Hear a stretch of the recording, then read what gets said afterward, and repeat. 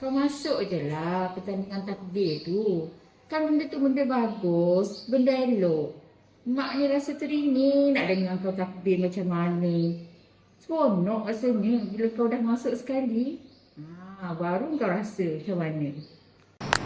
Baiklah mak. Mak ajar Adam macam mana cara takbir raya mak Allahu Akbar kabira walhamdulillahi kasira wa subhanallahi bukratan wa asila. Mak ada baju kau. Baju Expo Syarikat Expo Printing yang bagi kat aku ni dia. Jom kita buat baju ni nak tak? Jom kita bincang. Mak, ada tak nak masuk pertandingan takbir raya ni mak?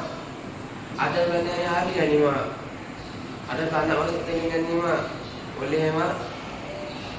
Masuk bertanding, memanglah kena berlatih.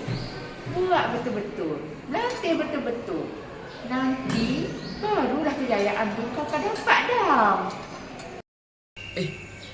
Tak betul ni. Tak pasti macam mak ajar lagi ni. Lah, lagi 3 hari lagi nak bertanding.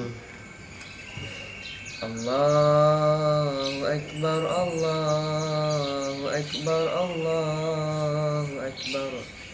La ilaha illallah.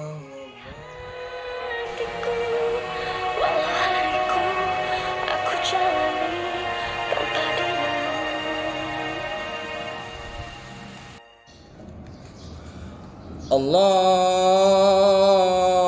Akbar, Allahu Akbar, Allahu Akbar. La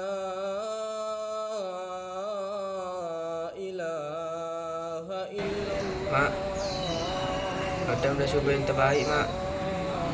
Mak nak tahu tak? Adam menang pertandingan takbir raya tu mak. Ni mak, hadiah yang Adam dapat mak.